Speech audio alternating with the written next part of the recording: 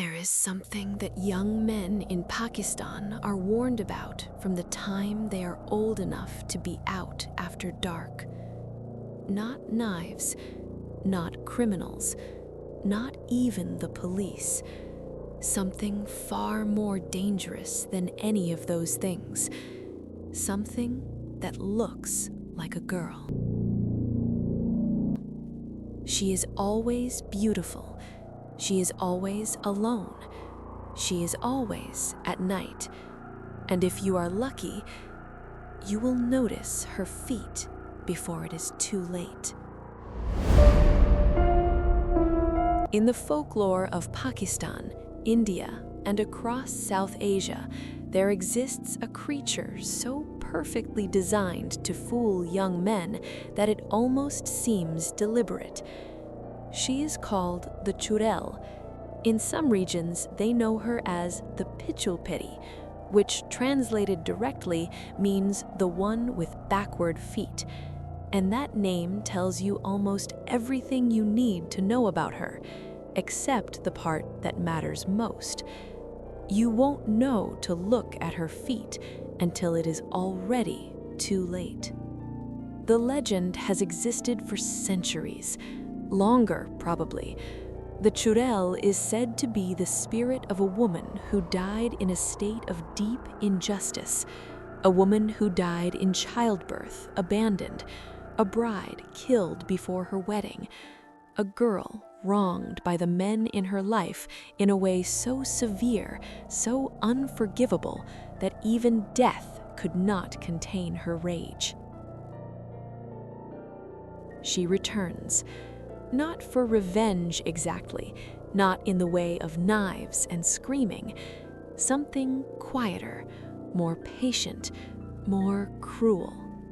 She comes back beautiful, impossibly beautiful, the kind of beautiful that makes a young man forget where he is, what time it is, who is waiting for him at home. She appears on roads, at the edge of fields, near rivers after dark. Sometimes she calls out. Sometimes she simply stands there and lets herself be noticed. And young men, always young men, they stop. They talk to her. They follow her. And by the time they see her feet, those gray, cracked, twisted feet pointing entirely the wrong direction, toes where the heel should be, it is generally agreed that by that point, the young man is not going home. Not tonight. Maybe not ever. Kamran was 19 years old. He had been at his cousin's wedding in a village outside Gujranwala, a real wedding, the kind that lasts 3 days and leaves everyone exhausted and half-deaf from the dhol. It was nearly 2 a.m. The festivities were winding down. Most of the family had piled into vans and cars to head to relatives' homes. Kamran had missed his ride. It wasn't a disaster. The road back to his uncle's house was familiar. He had walked it dozens of times during the day. A 30-minute walk through flat, open farmland. Fields on both sides, a few scattered trees, nothing threatening about it in daylight. At 2 a.m., with no moon, it was a different road entirely. But Kamran was 19 and stubborn, and he had his phone. The torch was enough. He started walking. For the first 10 minutes, nothing. Just the crunch of gravel underfoot, the distant barking of a dog somewhere, the smell of damp earth and harvested crops. And then his torchlight caught something ahead. A figure, standing at the edge of the path where the road curved behind a line of trees. Kamran slowed. His first thought, his completely rational 19-year-old thought was, a girl. Because that's what it was, or what it appeared to be, a young woman standing at the bend in the road in simple white clothing, her long hair loose around her shoulders. She was facing slightly away from him, as if she had heard his footsteps and turned to look. Even in the torchlight, even from 20 meters away, he could see she was beautiful. Strikingly, almost painfully beautiful. The kind of face that stops a thought mid-sentence. "Hello?" he called out. "Are you all right?" She didn't answer, but she didn't run either. She turned a little more toward him, and she smiled. Kamran's common sense, what little a 19-year-old possesses at 2 a.m., told him something was wrong. A girl, alone on a farm road at this hour? Where had she come from? There were no houses near this bend, no lights, nothing. But she was smiling at him, and she was beautiful.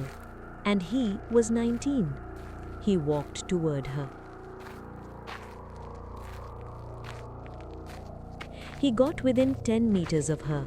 She was even more striking up close. He noticed the details that the mind gathers automatically in those moments.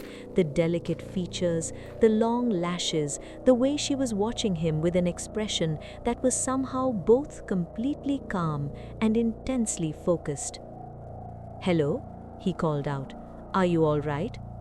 She didn't answer, but she didn't run either. She turned a little more toward him, and she smiled. Kamran's common sense, what little a 19-year-old possesses at 2 a.m., told him something was wrong. A girl, alone on a farm road at this hour?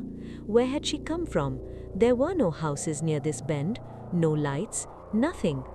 But she was smiling at him, and she was beautiful. And he was 19. He walked toward her. He got within 10 meters of her. She was even more striking up close. He noticed the details that the mind gathers automatically in those moments.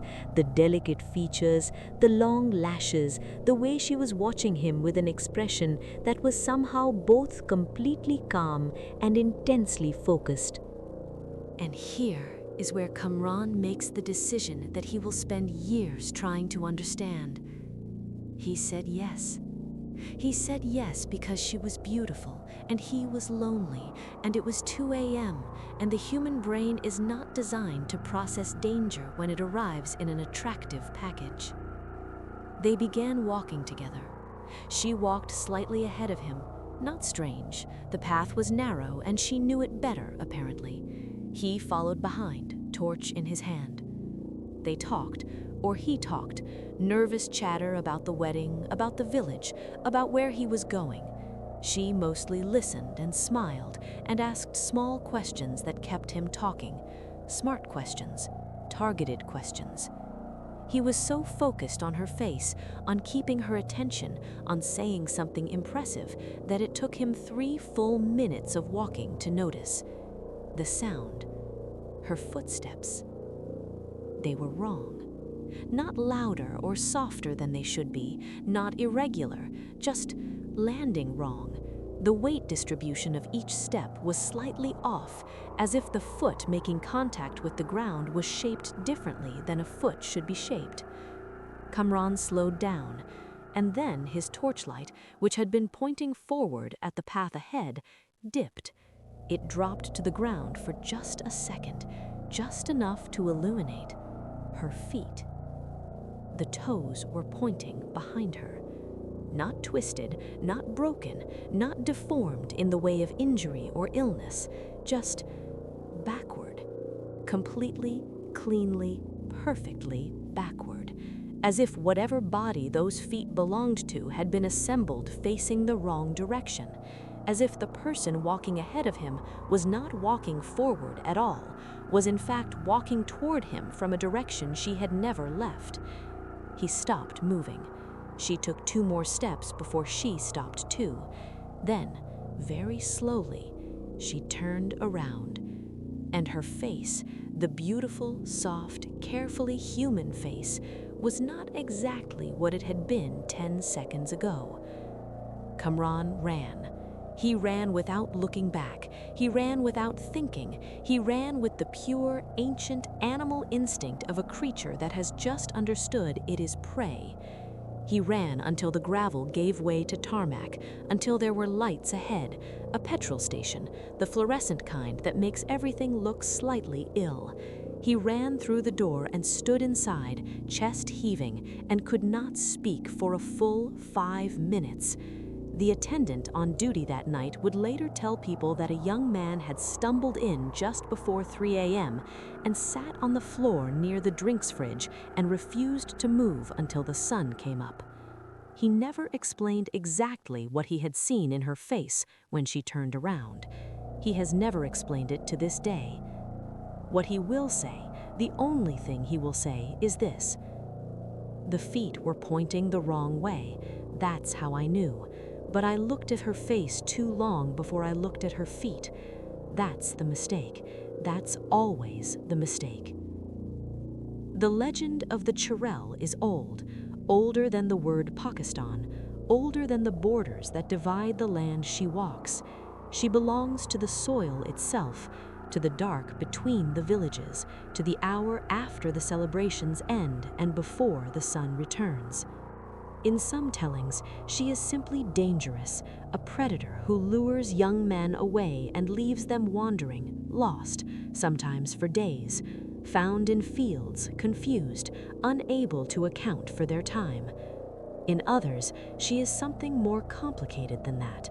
She is a woman who was wronged, who was abandoned, who died with her grief still living inside her and found that death was not enough to make it stop. Some scholars of folklore say the backward feet are symbolic, that in walking backward, toward the past, toward the life stolen from her, she can never truly move forward. She is trapped, just like the moment that made her. So if you are ever walking late, down a road you know well, at an hour you shouldn't be out, and you see someone beautiful standing there, watching you, look down first.